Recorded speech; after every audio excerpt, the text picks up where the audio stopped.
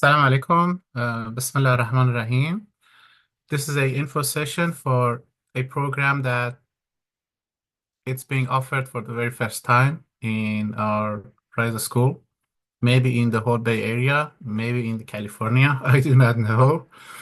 But I designed this program with passion because I realized that when last year we offer a very teeny tiny version of this program to Rise, and I had my NASA advisor come over and visit.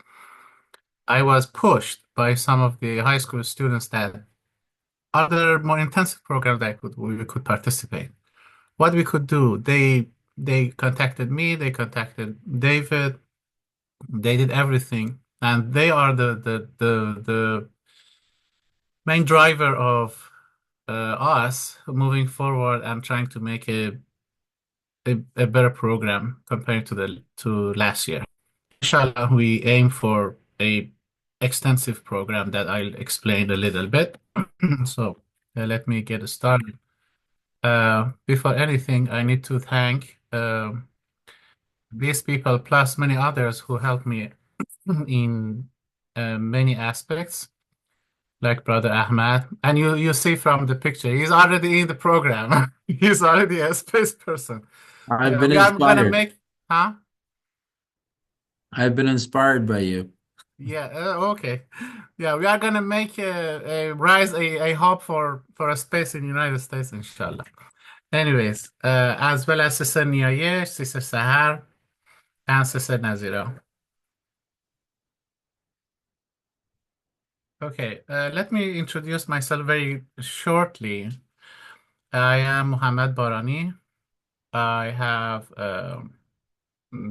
two Master of Science degrees in space plasmas in condensed matter physics. My PhD is in space plasma physics and spacecraft data analysis.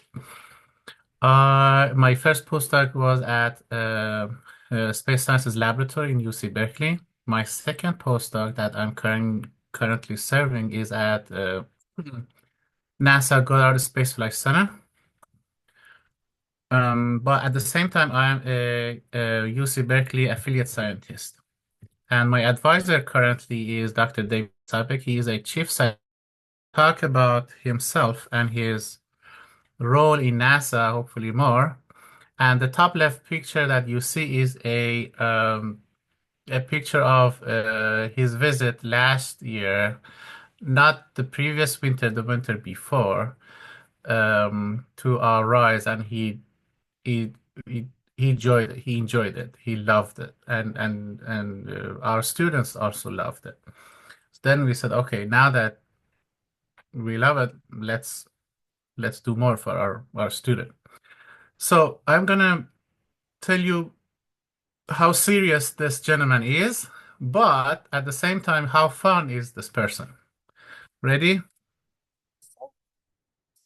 Primarily composed of protons and electrons, charged particles streaming out from the sun. Some of those particles have very high energies, radiation energies, and they can damage astronauts and spacecraft. Okay, looks like serious, damaging astronauts and spacecraft and dealing with this dollars. But at the same time, maybe I mean we scientists we always want to have fun, and I'm gonna show you one of them. Okay.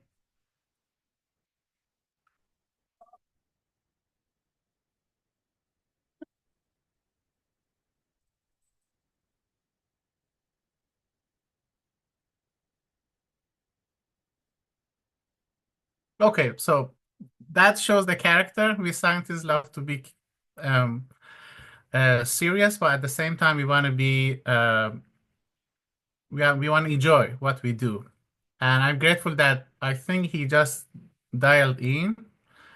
David, can you hear us? Yes, I can. Very good.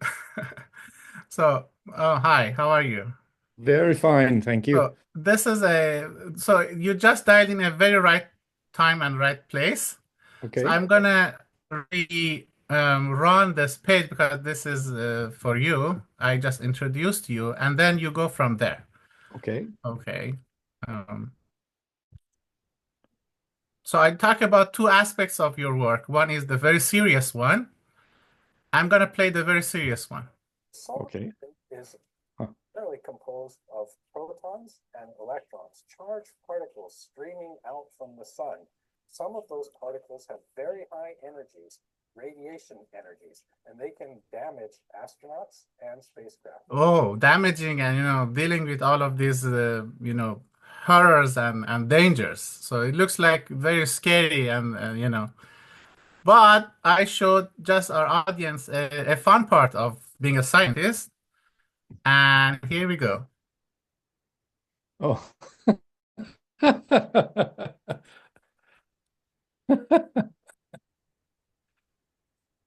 You push the button and he jumps up and down. Okay, so I will go back to this very fun part at the end, but I will save that for later. I had purposes. One, also, some of people's work is very serious, very sensitive, but at the same time, we love it, we enjoy it, and we have passion. We want to distribute this passion. We want to share this passion to others, and that's one of the main goal of this program.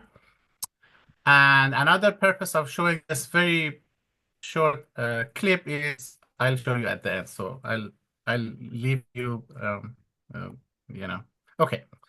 David, it's your side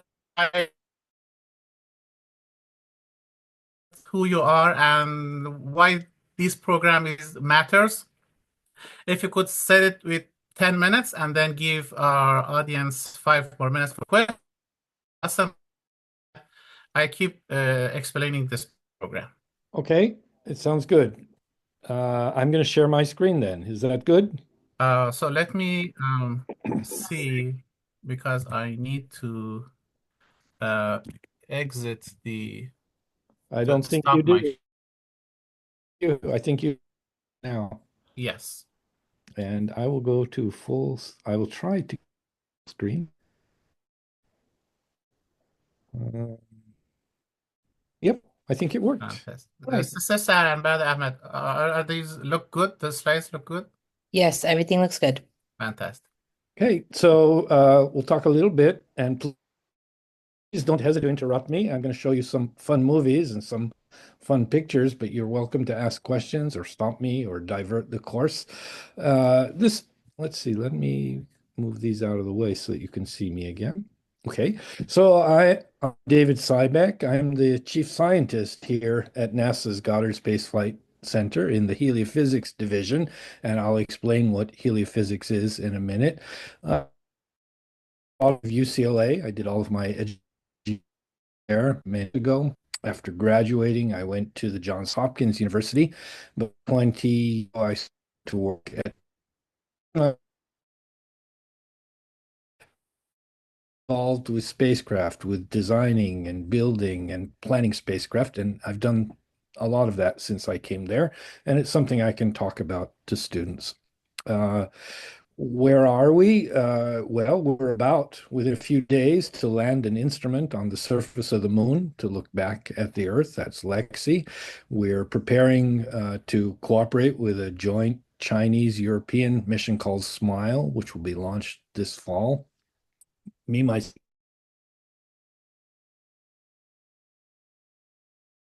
what? I said, is it going to bring a smile to our Of that mission is a smiling face, so that's right. It's going to make us all happy. We're busy right now at Goddard preparing our own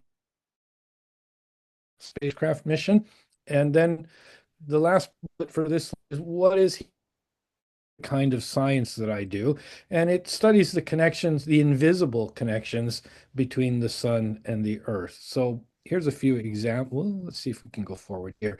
I think this is a movie, and it shows you perhaps one of the visible aspects of our subject. Will it play? Yes, it will play. So probably everyone has heard of sunspots. That's kind of the beginning of our subject of heliophysics, these dark spots on the sun, and they are the source of hazardous radiation and dangerous space weather that comes to the Earth. That's kind of the start of our subject, but I'm going to go on in the interest of time. Let's see if I can make this play. If you could cover up the sun and look at it, you would see blasts, explosions on the sun that send out big blobs, dots, fill up the. Those are actually coming from the. So it takes a little bit longer than. In other words, radiation arrives at Earth. You don't see the sun in this picture because this little disk in the middle is covering up the bright sun so that we can see what's coming off of the sun. If you were to run a model and look at what's coming out of the sun so it's spiraling round and you kind of get a pinwheel, and things are, in addition to these spirals going around the sun, you get big blasts of plasma every so often that come out and come to the Earth. When those come, we get a geomagnetic storm, we get aurora, our spacecraft have problems, astronauts are in trouble when that happens. So those are some of the aspects of our field. Let's keep going. Let's go forward. Let's make this, well, how do I get this to move forward? We are stuck right now. Stuck on this slide. Okay, I'm going to escape. Try to go, there we go. When those big blobs of plasma hit the Earth's magnetic field is like a bubble in the path of them. The bubble is the magnetic field inside the Earth, and it's bouncing around like a flag in the wind because the solar wind, the sun is sending out a stream of varying plasma. David, can you let us know where the sun and where the Earth is here? Yes, the sun is off. And what are these colors are? What the colors are? Yep. The sun is off to the left. And so there's a blast of plasma coming from left to right in this picture. The Earth is right here at the intersection of the axes in the middle of the picture here. And around it is a blue colored region, or blue or green. That's the region of low plasma density around the Earth. That's as far as the Earth's magnetic field stretches from the Earth. And that magnetic field is getting battered and punched and slugged by the solar wind coming in from the left, compressing it, expanding it, pushing it around. So this is a simulation of that. We're not yet able to take pictures of it. I was fortunate, after coming to NASA, to be put in charge of a UC Berkeley program called Themis. And this is the spacecraft launched. So I'm familiar with planning a mission, designing a spacecraft mission. This mission was sent up on a single rocket, identical spacecraft, and you're going to see those spacecraft pop out from the rocket and begin spinning in a minute. And so that is a topic we can talk about in class: how to do that, why to do that, what the spacecraft do, what other spacecraft like this do. There, the cowling came off. The spacecraft are there on a platform. They're going to spin the platform so that when they release the spacecraft, each will fly off in its own direction. So that's centrifugal force. The spin up this platform, release them. They fly. You don't want to hit each other when they release them. So the way to do that was to spin it and then pop. They all go off in their own direction. They carry instruments that don't want to measure the spacecraft, so they have these folding arms that spread out to take the instruments away from the spacecraft. And all these spacecraft are still operating today. This was launched in 2007.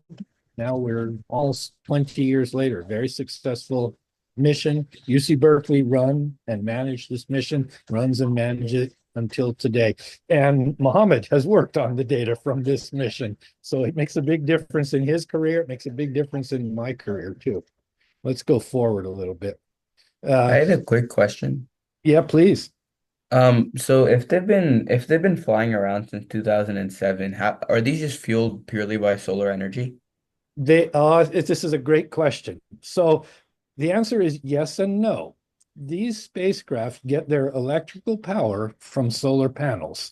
And the solar panels are on all the sides of the spacecraft so that as they spin, they're constantly being exposed to sunlight and getting some power. But that's not enough to move the spacecraft around. And the spacecraft have to be moved around every so often in their orbits to stay stable. And that is and it is slowly running out.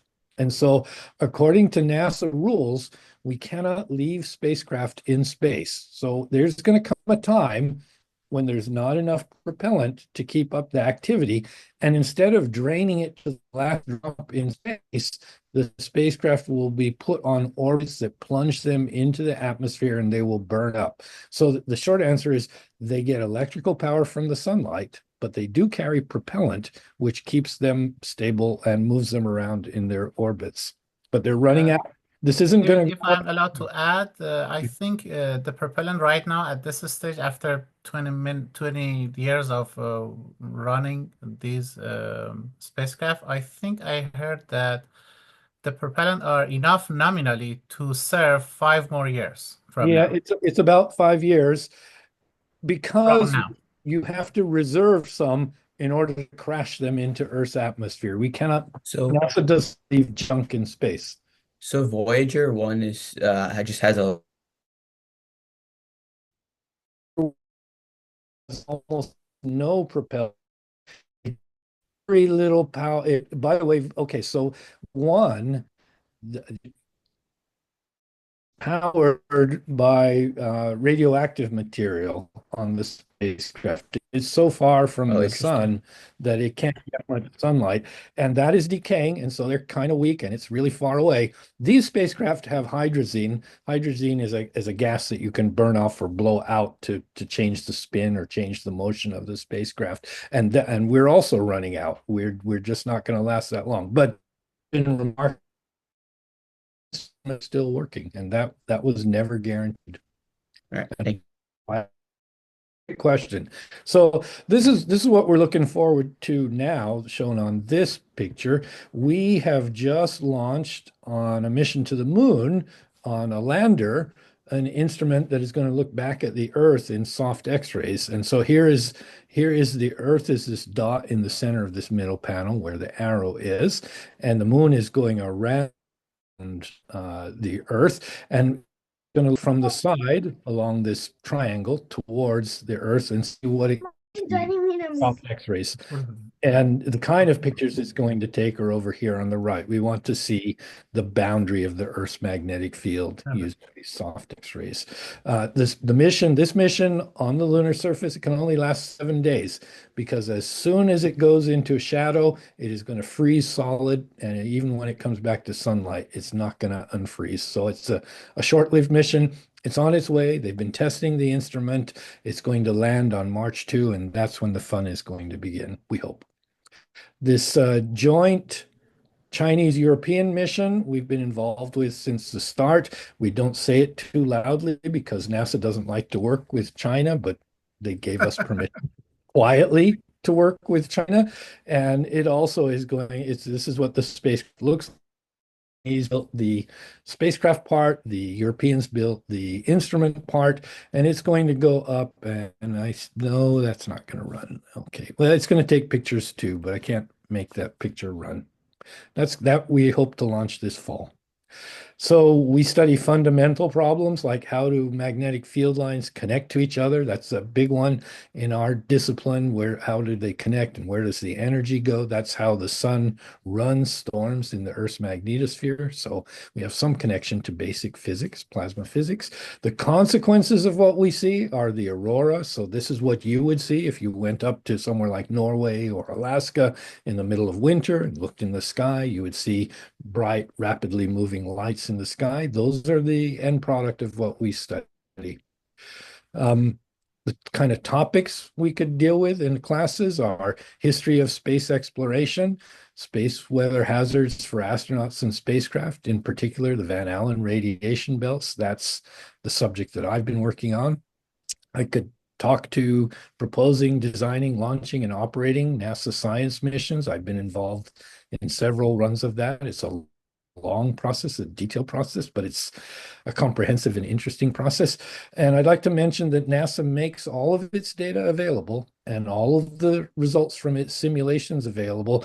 And these are actually suitable for use by students. You can ask NASA to run its simulations, ask NASA to make pictures, ask NASA to make movies, and download them to your own computer, and we can talk about that. So it's possible to imagine assignments doing that students at all levels could be engaged in because it's set up to be very easy. So if we go forward and when we go forward, I would expect close work with Dr. Barani and myself. We're working closely together. I visited your school before. I enjoyed my visit. I was very happy with the enthusiasm I saw. Purpose would be to see how real scientists do real work. What do they do? What are the reasons that motivate them? What do they get out of their work? And there would be a certificate of completion at the end. I think this would be really fun. Thank you so much. Um, Dr. Sabik already agrees, and we're grateful for to teach 2 sessions of our program about history of space exploration and radiation belts. So let's have like 3-4 more minutes for questions, and after that I will move on to introduce the program.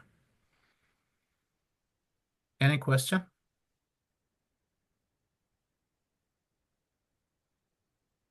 Okay, so if no question, you could have your question later on, so you don't have to have a limited time for asking questions, but allow me to move forward and continue my introducing the program. Just let me know what you see. Is it in a right? Someone tells me if you see it correctly. You see the slide. It's almost right, but it's not full screen. In other Okay, words, what about still now? that's better. Yep. Fantastic. Okay. So, so the topics that I plan to cover for our kids are as follows. Some of which are already introduced by Dr. Sybek. I'm going to talk about some others. So elementary space science will be addressed. Our students will learn about the space environment. It's exciting that they would also learn about aviation and aircraft piloting, the actual aircraft piloting, not just mimicking it or not just the simulator. As we mentioned, history of space exploration, part of which will be taught by Dr. Sybek, part of which I would address. We will bring some documentaries. We play the documentaries, we pause, and we talk about what happened, and we talk about how this happened, and we connect it to the science that our student already learned. So it's a very interactive in that sense. We talk about instrument data interpretation. Okay, if you see numbers, there are some numbers jumping up and down. What do they mean? How do they connect to our understanding, the physics of the system, the dynamics of this system? And I would say that don't feel, oh, these are too fancy. No, the art of this program is breaking down all the concept into the level of 7 to 11.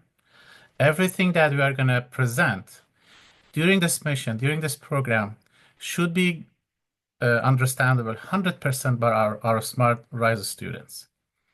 Also, no one needs to be smart to get these, but regardless, our smart students at RISE will grasp them if they pay enough attention, good attention, with no problem.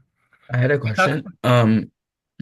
How are you going to cater to like as I'm in 11th grade, how are you going to cater to like the different levels? Because I'd assume that like the level of understanding between like an 11th and a 7th grader would be like relatively different. And Mhm. so will this be geared towards more of like the younger age group, or more towards like those who are like turning 16, 17? It would be both. First of all, it's a fantastic question. I try to address. So the basics that I teach in the session during this program should be understandable by all levels from 7 to 11. However, there are some details, there are some extra information, there are some uh, complexities that are could be understood better by a 11th grader than a 7th grader. So I do not bring those fully in the during the session, but I share those with those who want to learn further and understand more. So it is up to you and your thirstiness of learning how much you want. I would do my best as much how much you bring to the table as your thirstiness. I would take responsibility to fit it. Okay. If I couldn't, I would ask David or whoever else that I have available. I do my best. I use all of my resources to make sure that you learn what you like to learn. I hope my answer Perfect. is Appreciate it. satisfactory. Thank you. We also talk about navigation. You have a space craft in a space. How you are going to control it? How are you going to navigate it? How navigation works? And Muslims are very good in navigation for many reasons. For the time of Sahar, for the time of the Fajr, for all the prayers times, for the Qibla direction. One of the practical things that I'm gonna teach is that um, I'm gonna teach our student how to find Qibla. It is an embarrassment if, as we as Muslim, as a student, Muslim student, couldn't find Qibla, couldn't find the direction of praying. Okay, so we are gonna work on this and make sure that all of our students are confident and fluent in finding Qibla. And hopefully they will be the parents' resources in finding Qibla, inshallah. Okay. And also we talk about elementary terrestrial and space weather. Where we talk about the space weather, I'll point your attention to what I present at the beginning of introducing Dr. Savik. He says hazard. Everything that has hazard to our asset, spacecraft, communication, navigation, is under the category of space weather. So we'll talk about that as well. And we also talk about measurement in space and on the ground. And I need to talk about this more. Okay, so elementary space science, as Dr. Savik explained a little bit, kids need to know a little bit of the basics of of understanding the space, such as geometry, such as algebra. These all will be provided in the class and will be practiced. I need to make sure the language of science and space science, which is nothing but math, is confidently practiced through our kids' mind, so they could do it without any problem. And space environment, this is the very part of this is the same movies that Dr. Steinbeck shows. We talk about this. We also talk about aviation and aircraft piloting.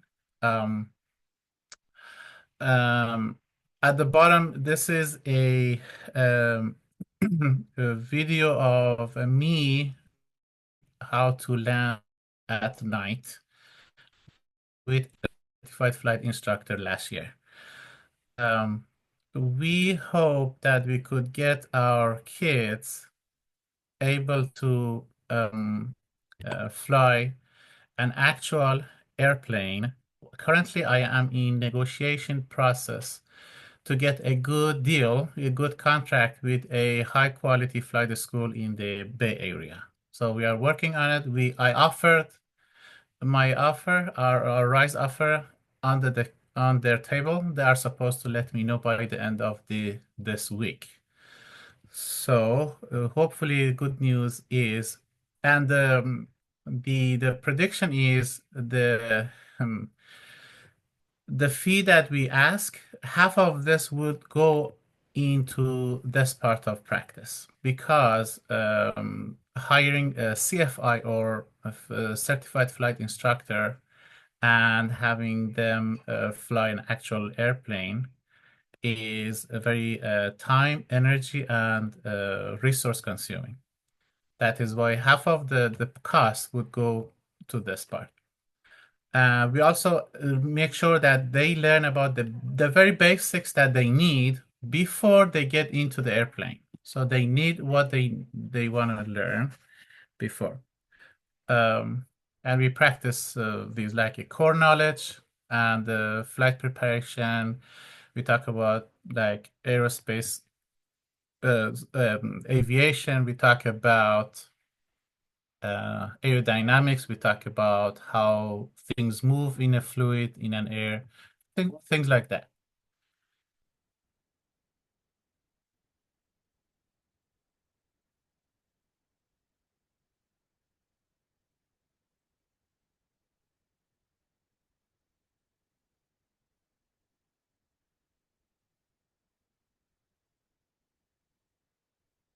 So in continuation, our students would learn about how we explore space. This should be very exciting. Part of these would be taught by our guests like Dr. Sybek, some other guests that we have. And part of this would be taught by me. And I hope they could learn a lot by learning about how we explore our beautiful universe. In terms of data interpretation, they need to know, okay, when you send a spacecraft up there, there are some data to gather, and you need to understand data. You need to know how to look at the data. Should you be able to see from the data? All of these that we address. And this is about finding Qibla, as I explained. We have a a visit to our UC Berkeley Mission Operations Center. That's the spacecraft control room. So kids will be able to see firsthand how engineers and scientists send command to space and control the asset at space. That is a exceptional opportunity for them. I didn't get the chance to visit such facilities up to only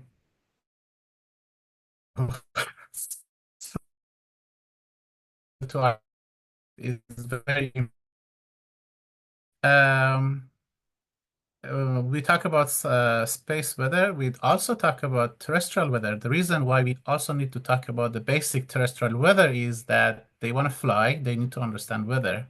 If you don't have weather information, you should not fly. That's a rule in Federal Aviation Administration.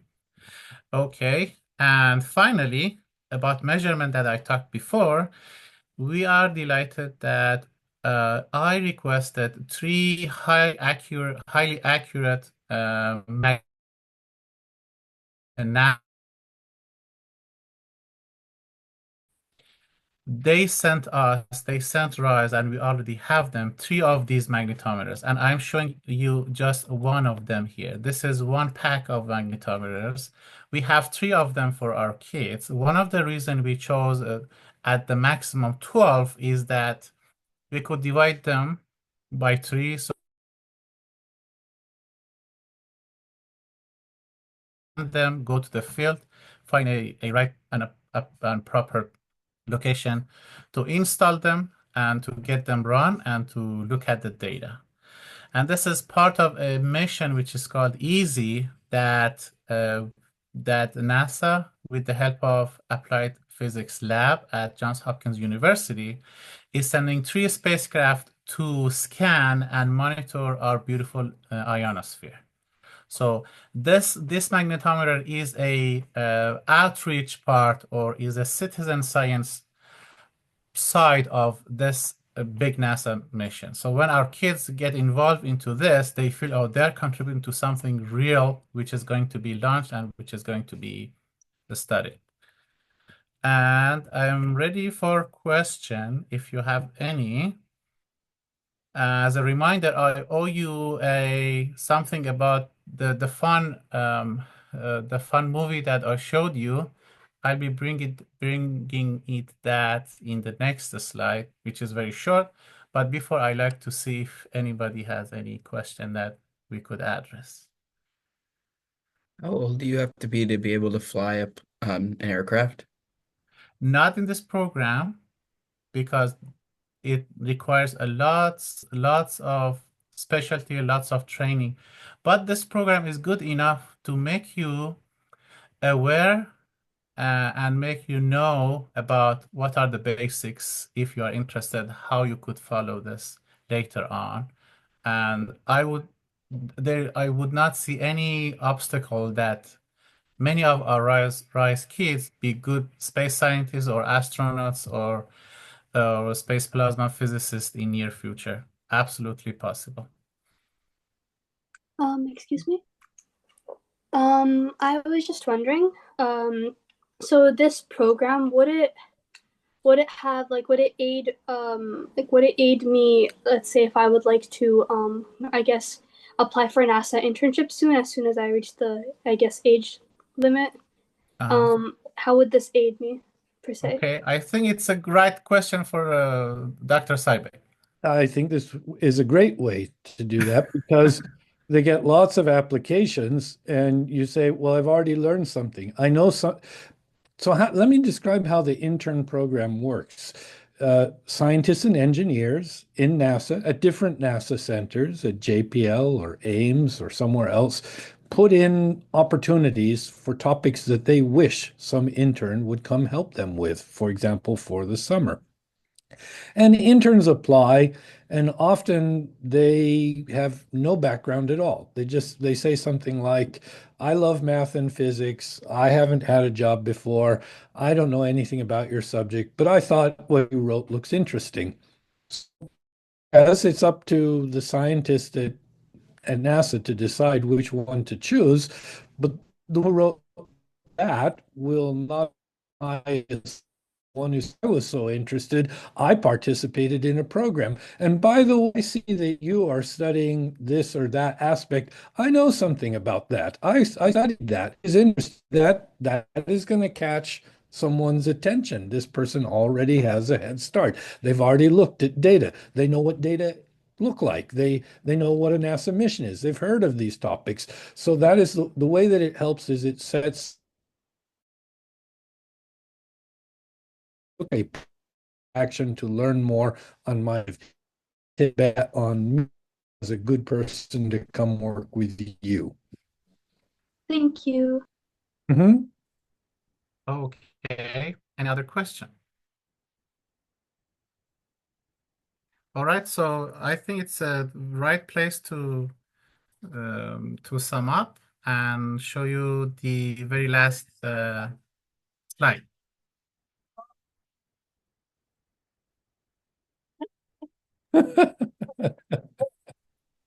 That was fun.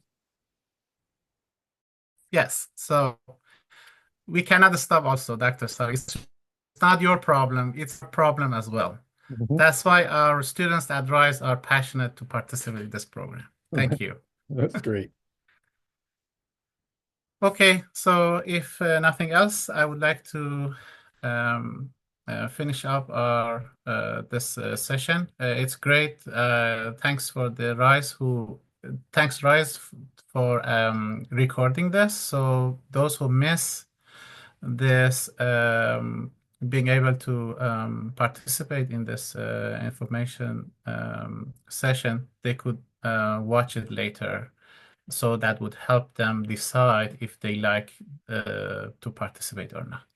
Thank you so much. And thank you, everybody, specifically Dr. Saibek, for spending his time. And Thank you. Yeah, thank you. That was very informative. Thank you. Thank you. It was Thank great. you. Appreciate Thank you it. all. Good luck. Thank you. Bye-bye. Bye-bye. Okay. Bye, everyone.